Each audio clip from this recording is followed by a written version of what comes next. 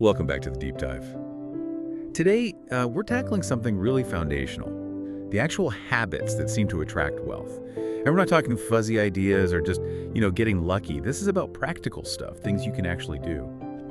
A guide for this is some really insightful material, excerpts called 7 Habits to Attract Wealth in Men. And this itself is inspired by Joseph Gwokwolma's book, Building Wealth, A Journey to Financial Freedom.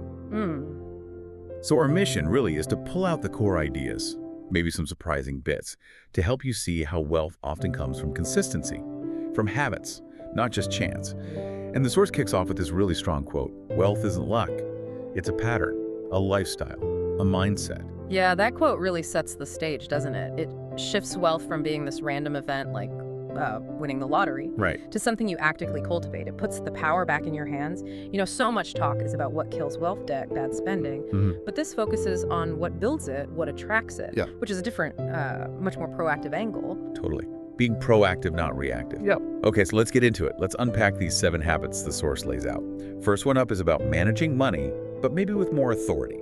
The source calls it, they budget like kings. And it says, pretty bluntly, they tell their money where to go, they don't wonder where it went. Exactly. And budgeting like kings isn't about being restrictive necessarily. It's about being in command. It's that active control. It means setting clear goals, planning things out, deciding what's important before the money arrives. The source mentions these simple budgeting systems from Building Wealth that anyone can use, even with a small income. Simple systems, okay. But the deeper thing, I think, is that it forces you to look at where your money really goes. It gives you clarity. It forces you to, confront your actual priorities versus what you think they are. That makes sense. It's like holding up a mirror. So, the question for you listening is, are you directing your money? Or is it kind of just slipping away? All right, so once you know where it's going, the next habit is about making sure some of it sticks around for you. For your future, this is habit 2. They pay themselves first. The idea is prioritizing your future self, investing before other stuff. Even before, as the source says, buying airtime or a Rolex. Yeah, quite the range there. It highlights the principle, right?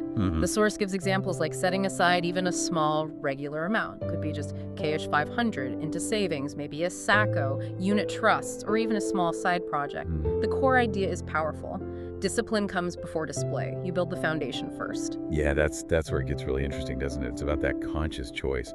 Paying future you before present you gets everything. Exactly. It's building that muscle of delayed gratification. Okay, habit 3 shifts gears a bit. It contrasts how we spend our time. They read more than they watch. The source suggests wealthy folks limit the Netflix binges and make time for books,